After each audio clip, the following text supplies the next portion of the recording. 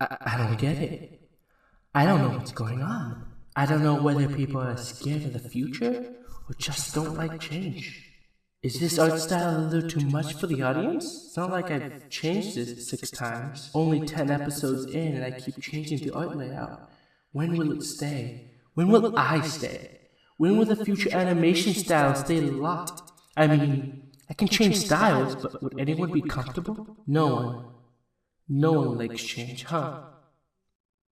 Wait a minute. Eureka! I got it! I pushed a little too much. Minis, hello? Help me, please.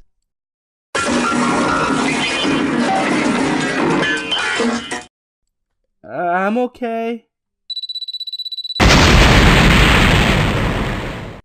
Maybe I'm not so okay.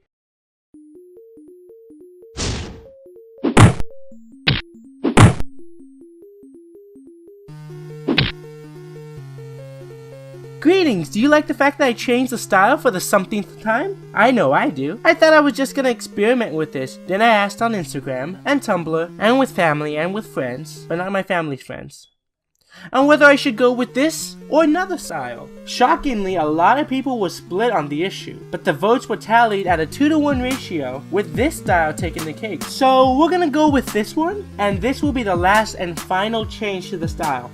It's for a good reason too. I don't have to move the mouth so much because of this minimalistic style, but I can also have more fluid animations, like look at me go! So I think this is a better compromise. The character will stay like this, but I might experiment on the backgrounds as the episodes go by. Say bye to this style for now. But that got me thinking.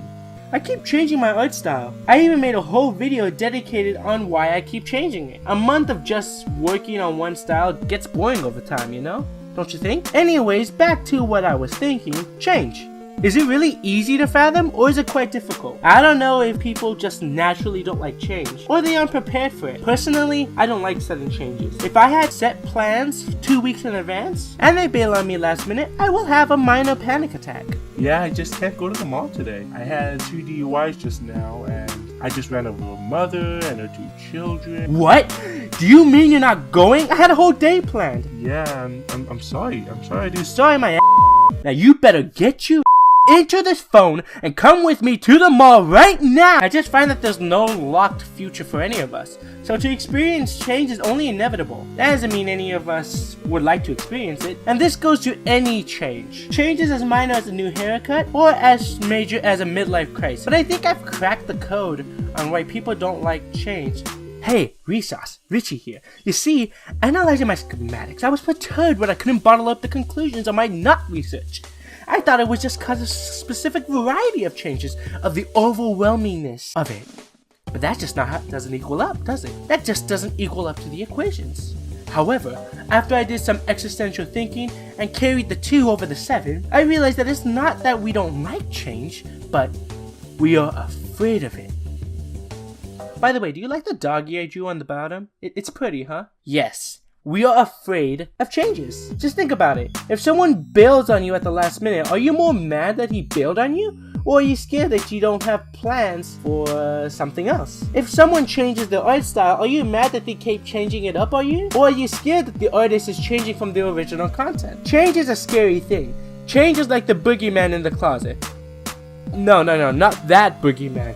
This boogeyman. Ew, look at his dance moves. Ugh. Does anyone even do the Gangnam style anymore? The point is that change is a scary concept to figure out. So scary that in some cases could manifest into phobias, like neophobia or technophobia. More on phobias at a later episode, but I've also done some research on how we can either prevent change or deal with it. And by research, I mean my own life experience. First of all, Don't prevent it. What's that gonna learn? How are you gonna handle change if you never experience it? Let it happen. People, objects, friends, families, and other random things like this pen come and go. It's inevitable, and it happens. And it's all good. Also, shape up your future however you want and however you like. Really, you can manipulate your future to be a chef or an animator. Fun fact, before I wanted to do animation, I wanted to be a 5-star chef. I had this whole imaginary restaurant I wanted to make called Kitchen in Heaven. Whether you're religious or not, you probably have a manifestation on what heaven really looks like. I want to give that aspect of heaven in a kitchen, where you can have whatever food you've ever wanted. Hey, I was a kid. Relax, don't judge me. I still know how to cook, and I still love it. Cooking is a form of art, and I want to try all levels of art, and I mean all of them. Back to the topic at hand, you can shape the future however you want. If you want to work hard, then work hard. If you want to change something about yourself or lose weight, then go do that. The only thing and the only one stopping you is you. As cliche as it sounds, I think the specific change where you have to control can be interpreted as a New Year's resolution. By the way, has anyone still kept their New Year's resolutions? Or did anyone just give them up on like the 2nd or the 3rd of January? Okay, so this year is gonna be different. I will never ever eat pizza again. It's too fattening and it can kill me at a young age. I will keep this tradition until the day I die. Oh crap. I kept my New Year's resolution, by the way, which was to continue on animating these things at a full-fledged level and be different from the Storytime animators. Do you see my pattern here? Do you see how I'm different? No? I'm sorry. The point is that you can change that about yourself. Another thing you can do is slowly adapt to the change. I know people are scared of change, but if precautions are taken one step at a time for a more comfortable transition, would change really be hard then? It gets to a point where we could adapt to a new kid in the family after a few months or learn how to drive in the same lane. Believe it or not, both of those are changes in your life. Driving is something you didn't control until you chose to— oh my god, I made a terrible mistake! I feel that we are scared of the changes that are a little too real for us to handle, such as losing a best friend. Unfortunately, they're bound to happen. My advice for changes that drastic is absolutely nothing. No, I'm not kidding. Coping with the change is the best way to deal with it. Getting a new haircut versus losing at a game of Fortnite live on stream and Twitch are both changes. Getting a DUI or jumping into a pool for the first time are also changes. I would recommend considering them all the same exact level. Losing a friend and learning to drive are on the same level in terms of change. Now, in terms of situation, however, well, obviously losing a friend is a bigger deal than getting a haircut, but you're dealing with the situation at the point, not the change. I know it's confusing, and it will stay confusing. Change is confusing. To wrap this up, focus on the change as being just that, a change. Handle the situation as the best you can, which I would put my intake on in the future on how to handle and move forward. We don't like change because we fear it, but there's nothing to fear. That new haircut and that best friend who left are not who you are. You're still you, you'll still be fine, and you are the only one who could change yourself. So change yourself at your own pace, if you want to. Now, you may not agree with what I have to say, but if you don't, tell me in the comments below, but only when the end card plays.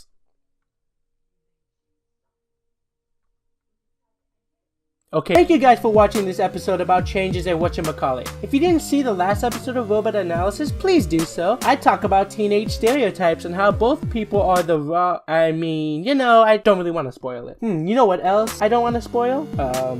Because I don't. I want to try something new for a future episode. If you have not been to my website yet, please do. You can sign up if you want to. It's completely free. I have a forum there where you guys can submit hard-hitting topics for me to help you guys out on. So if you want me to tackle any topics that I haven't discussed yet, feel free to tell me here. Link in the description below. And as always, goodbye. What, you expecting me to bid you adieu? Wow, not even that change, huh? That's cool. And with all that, I bid you adieu. There, you happy?